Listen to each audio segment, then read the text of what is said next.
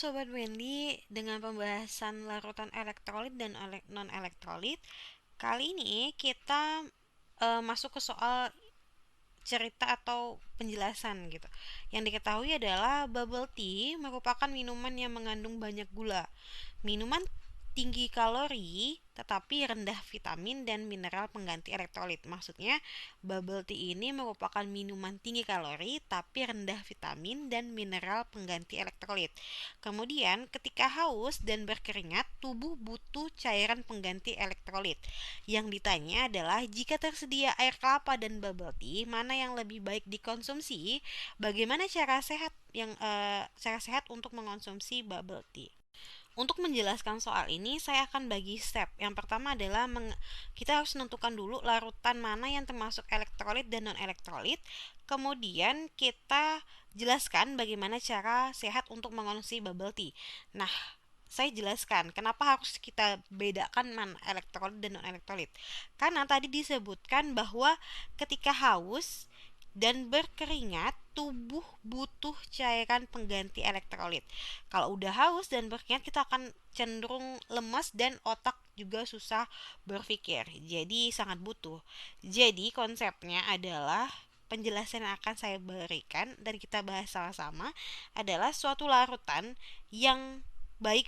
Jadi larutan akan baik dikonsumsi jika larutan tersebut tergolong rendah kalori, kemudian sifatnya elektrolit karena kita butuh yang pengganti ion-ion dalam tubuh, sifatnya elektrolit, sehingga nanti kalau udah keluar karena haus, karena keringat, maka dia akan kembali ke tubuh lagi gitu. Jadi kalau tadi disebutkan bahwa bubble tea tadi adalah minuman yang mengandung banyak gula. Jadi kita tidak disarankan meminum banyak minuman dengan banyak gula karena dapat menyebabkan penyakit, entah penyakit gula karena manis dan segalanya. Biasanya kita lebih cenderung cepat ngantuk kalau udah makan banyak yang gulanya atau manisnya.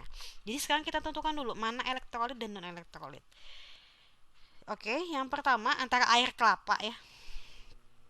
Air kelapa dan bubble tea. Jadi air kelapa itu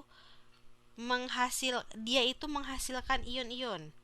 Menghasilkan ion-ion pengganti tubuh ketika dilarutkan ke dalam tubuh kita gitu.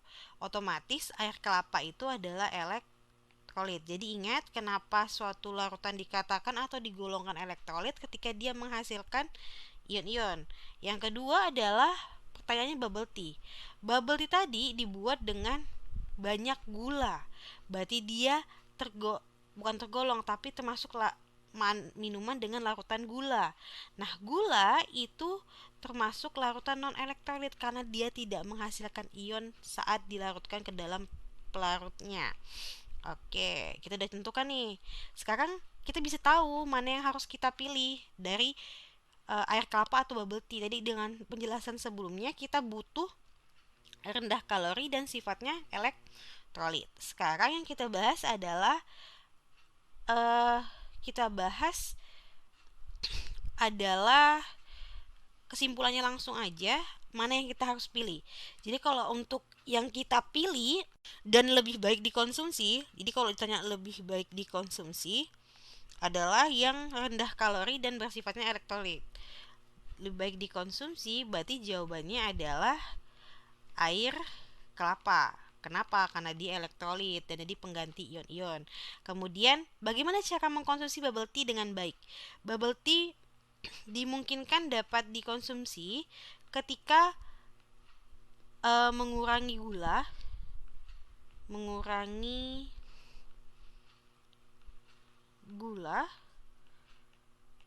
kemudian bisa dengan